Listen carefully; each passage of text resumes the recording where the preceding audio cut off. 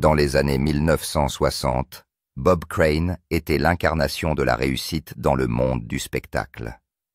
Avec son sourire américain, son esprit vif et son charme magnétique, il semblait intouchable, un golden boy de l'âge d'or de la télévision. En incarnant le colonel Robert Hogan dans Hogan's Heroes Crane, a mené l'une des sitcoms les plus inattendues de son époque, une comédie se déroulant dans un camp de prisonniers de guerre de la Seconde Guerre mondiale. Le concept a fait sourciller, mais Crane l'a rendu irrésistible. Son charisme a fait de Hogan's Heroes un incontournable de la culture pop. Les téléspectateurs ne se lassaient pas de ses répliques astucieuses et de son leadership sans faille à l'écran. Mais Crane n'a pas fait sensation du jour au lendemain. Bien avant que la télévision ne fasse de lui une star, il avait déjà conquis la radio à Los Angeles, gagnant le surnom de « l'homme aux 1000 voix ». Son émission matinale était un mélange rapide d'interviews de célébrités de solos de batterie et d'improvisation très pointues. Même Walt Disney l'a surnommé « l'esprit le plus rapide de l'Ouest ». Lorsque Hogan's Heroes a été diffusé pour la première fois en 1965, Bob Crane était au sommet du monde. L'émission a duré 6 saisons, lui valant 2 nominations aux Emmy Awards et faisant de son visage une image répandue dans les magazines, les publicités télévisées et même les boîtes à lunch. Il avait tout ce dont la plupart des artistes ne pouvaient que rêver: la célébrité, la fortune et la liberté de création. Mais à mesure que son étoile montait des ombres, se glissait derrière les projecteurs, les amis et les collègues ont commencé à remarquer un changement d'abord minime, mais indéniable. Les relations sont devenues plus tendues. Son appétit pour les sensations fortes a commencé à repousser les limites, se traduisant par un comportement de plus en plus risqué. Pourtant, le public ne voyait que l'artiste raffiné. Les fissures étaient invisibles jusqu'à ce qu'elles ne le soient plus. La suite allait non seulement ébranler l'industrie, mais aussi réécrire à jamais l'héritage de Bob Crane. Car pendant que Bob Crane faisait rire les gens devant les caméras hors caméra, il sombrait dans quelque chose de bien plus inquiétant, quelque chose qu'il pensait pouvoir garder caché pour toujours.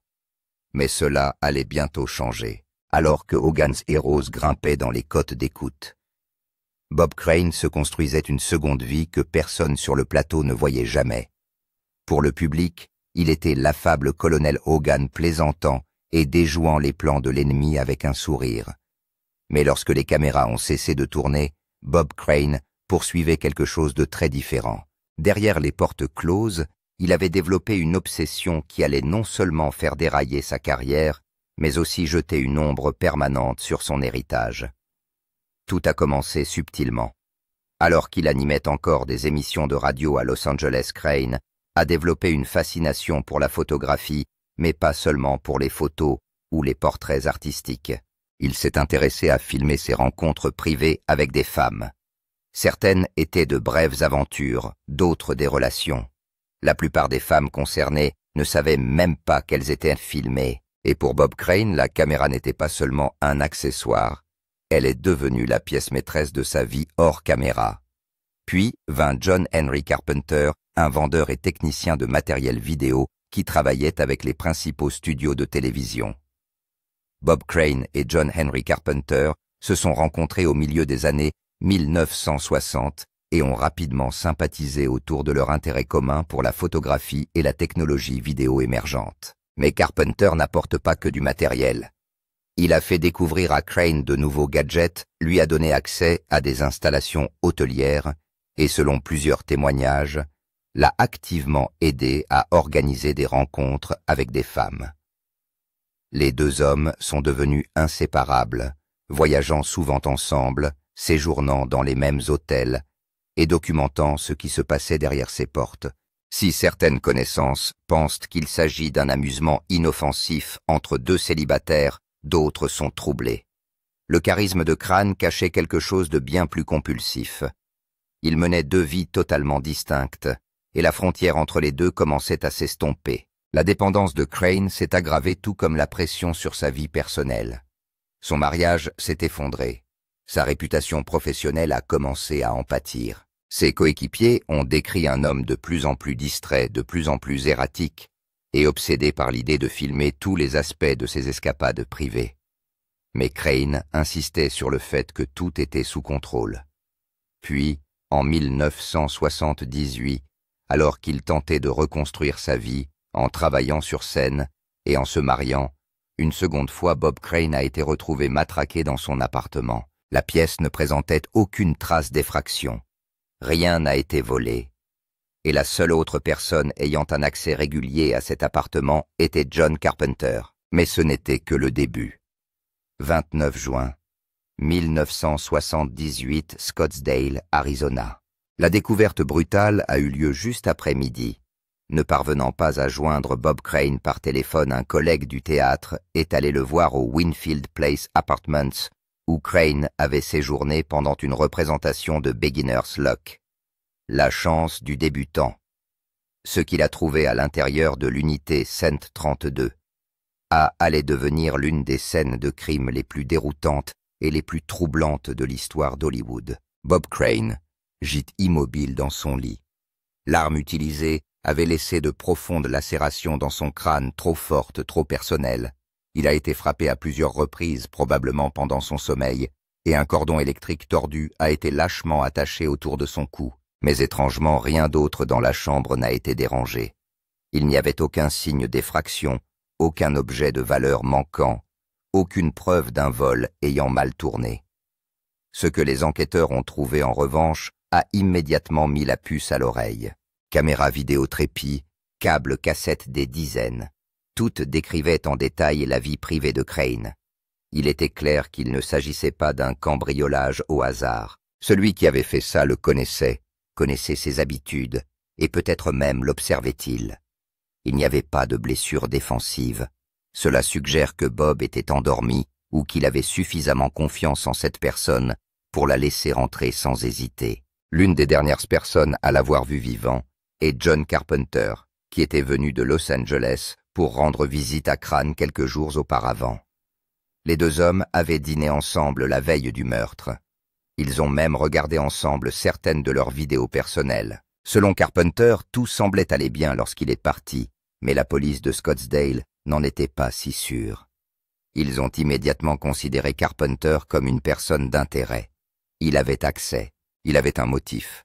La jalousie, le ressentiment, peut-être quelque chose de plus profond. Et le plus accablant, c'est qu'un témoin a affirmé que Crane avait tenté de mettre fin à leur amitié quelques jours avant sa mort. Les enquêteurs ont interrogé Carpenter, mais en l'absence d'armes d'empreinte digitales et de calendrier précis, l'affaire est restée au point mort. La seule preuve tangible reliant Carpenter à la scène de crime provient d'un élément presque invisible. De petites traces trouvées dans une voiture de location. Et pourtant, il faudra attendre près de 20 ans pour en avoir le cœur net, car pendant des années, l'affaire est restée sans suite. Les cassettes ont été mises en boîte. Les dossiers ont été archivés. C'est devenu une autre tragédie hollywoodienne non résolue, jusqu'à ce que les nouvelles technologies et un second regard sur cette voiture changent tout. John Henry Carpenter n'était pas un inconnu tapi dans l'ombre. Il était un ami proche de Bob Crane, peut-être son ami le plus proche. Les deux hommes ont passé des années à voyager ensemble, à filmer ensemble, à vivre un style de vie que peu de personnes dans le cercle proche de Crane comprenaient vraiment. Mais lorsque la police a commencé à éplucher les couches du nom de Carpenter, celui-ci n'a cessé d'apparaître. Et plus il cherchait, plus il trouvait des raisons de se méfier. Carpenter travaillait pour Sony, fournissant la technologie vidéo émergente aux stars de la télévision. À ce titre, il est devenu l'homme qui a aidé Bob Crane à tout documenter. Mais leur lien, autrefois ancré dans une obsession commune, a commencé à se fracturer. Crane aurait commencé à se lasser de cet arrangement. Il voulait changer, se poser.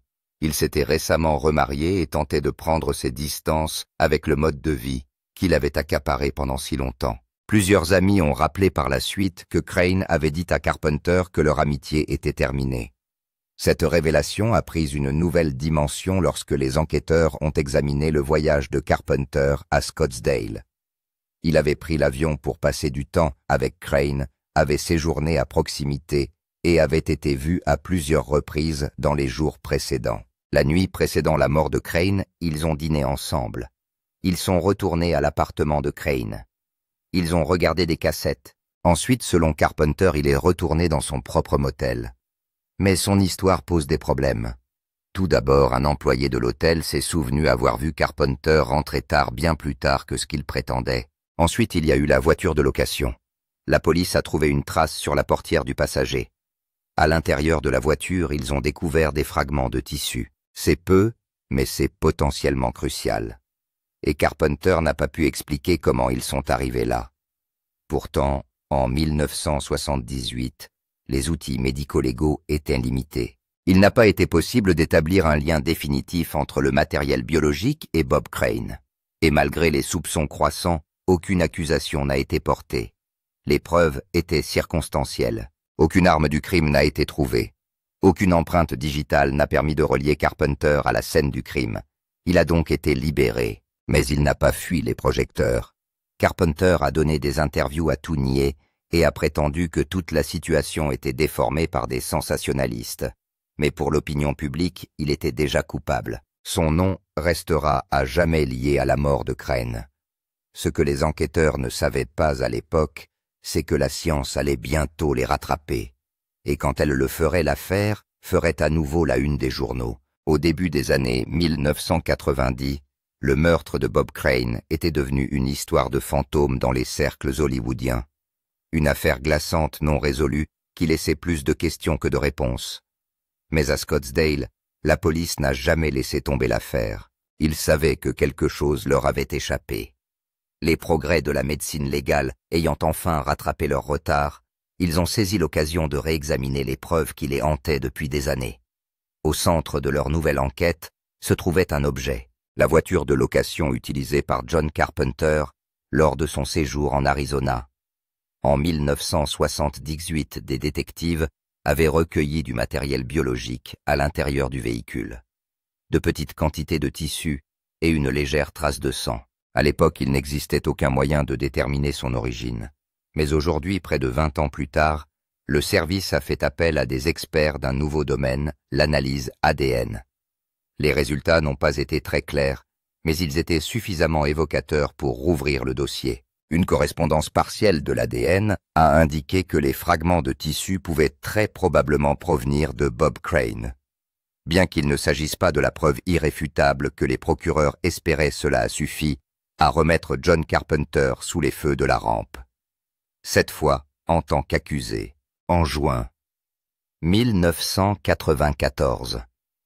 Carpenter est arrêté et accusé du meurtre de Bob Crane. La nouvelle fait l'effet d'une bombe dans le monde du spectacle. Pendant des années, Carpenter avait réussi à vivre dans une relative obscurité. Aujourd'hui, des journalistes campent devant son domicile fouillant son passé et étalant son visage sur tous les tabloïds du pays. L'affaire était un cauchemar pour le procureur. Il n'y avait pas de témoins oculaires. L'arme du crime n'a jamais été retrouvée. Les preuves ADN, bien que convaincantes, n'étaient pas concluantes. Et comme la scène de crime originale avait été contaminée et mal conservée, il n'y avait pas de chaîne de responsabilité propre pour la plupart des preuves matérielles. Malgré tout, les procureurs ont poursuivi leur action. Ils pensaient que le mobile était essentiel. La jalousie de Carpenter, son rejet par Crane et son éventuel désespoir, alors que son accès au monde de Crane commençait à s'évanouir. Ils ont soutenu que Carpenter, se sentant rejeté et humilié, a agi dans un accès de rage. La défense, cependant, a brossé un tableau différent. Ils ont affirmé que les preuves étaient minces, que l'ADN était trop dégradé pour être fiable, et que le motif était purement spéculatif. Dans la salle d'audience, le procès s'est déroulé comme un feuilleton télévisé. L'accusation a montré des photos explicites, diffusé des enregistrements privés de Crane et mis à nu l'étrange double vie qu'il avait menée. Mais ce faisant, ils ont également révélé quelque chose qu'ils n'avaient pas prévu. L'étendue des obsessions secrètes de Crane. Le jury ne s'est pas contenté de décider de la culpabilité de Carpenter. On leur demandait de se frayer un chemin dans un réseau de dépendance, d'exploitation et de trahison.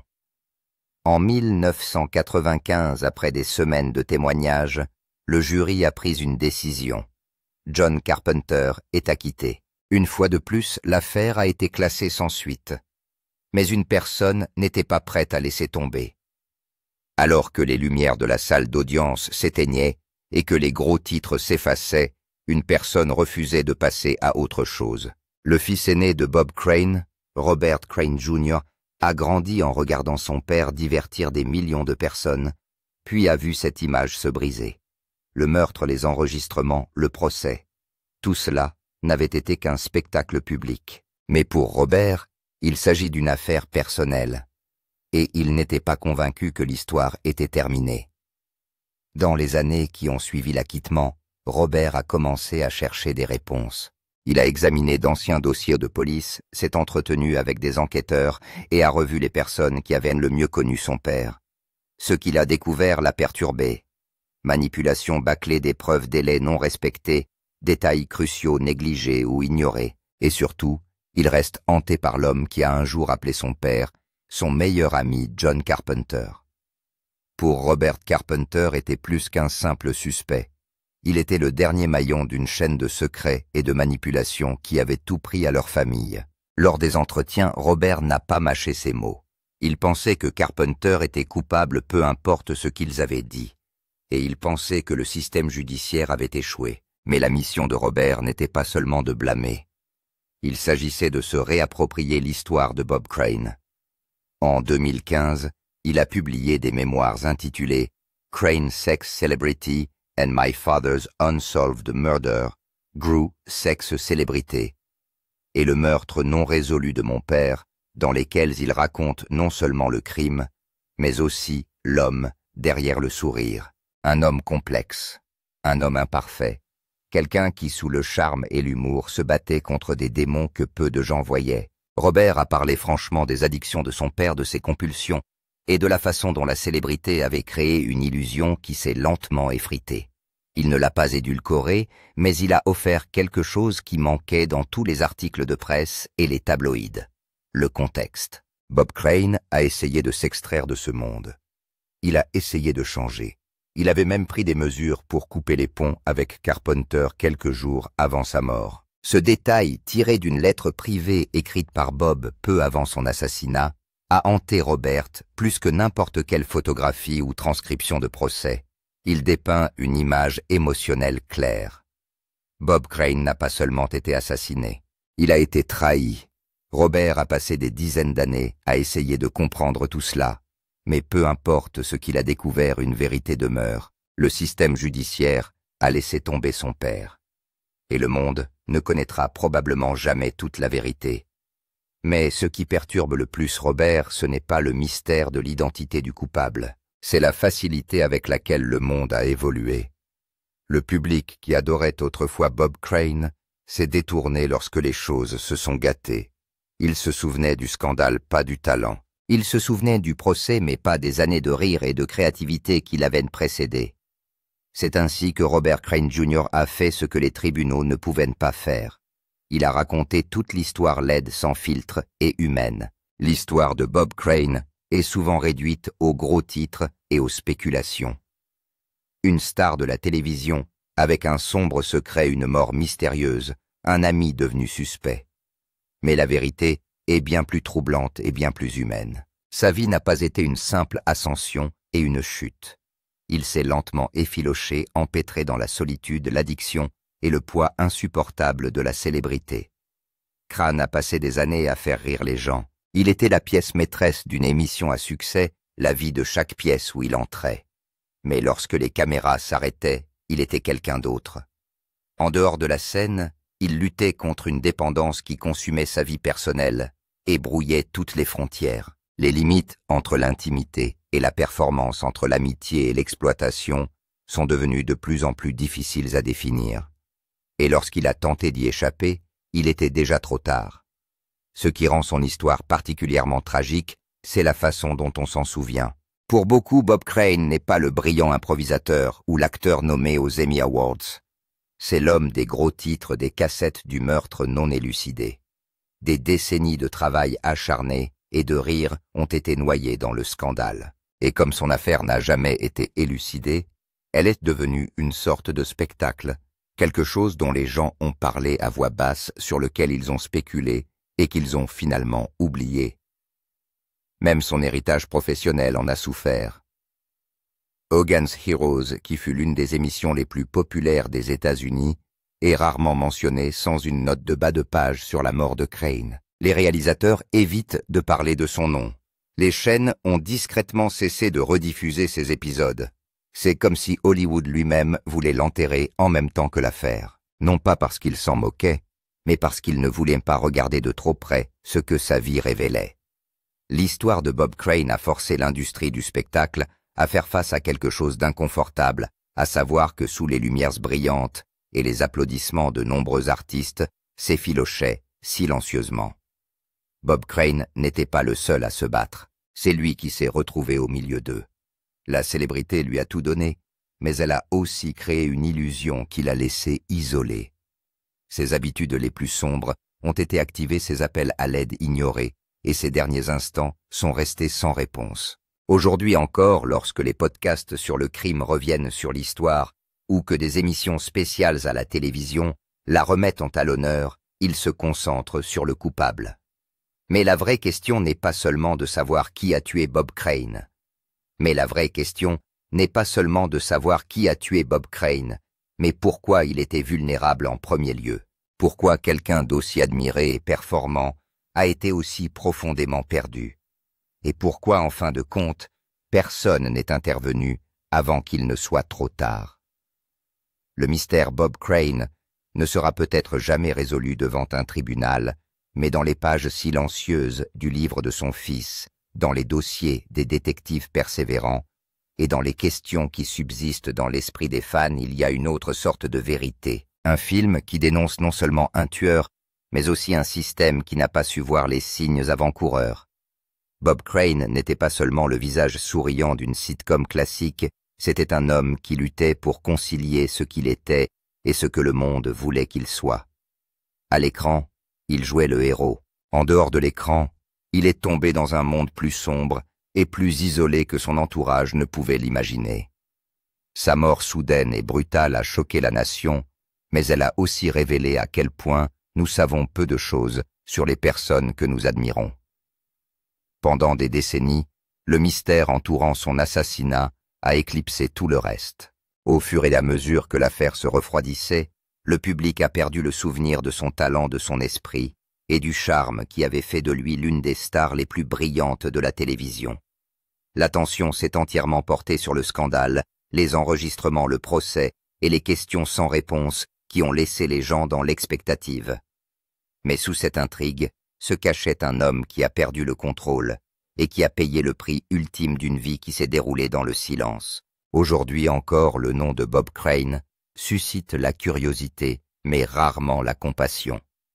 Il est devenu le symbole d'une tragédie non résolue, d'une honte privée rendue publique. Pourtant, son histoire ne se résume pas à ce qui s'est passé dans cet appartement de Scottsdale. Il s'agit des signes avant-coureurs, ignorés des luttes cachées derrière la célébrité et des conséquences de fermer les yeux. La justice n'a jamais été rendue, mais peut-être qu'en se souvenant de lui dans son intégralité, pas seulement comme un gros titre, pas seulement comme une victime, nous pourrons commencer à voir le véritable héritage que Bob Crane a laissé derrière lui. Un héritage qui nous oblige à regarder plus loin, à poser des questions plus difficiles et à ne jamais supposer que nous connaissons quelqu'un simplement parce que nous le voyons sourire sur un écran.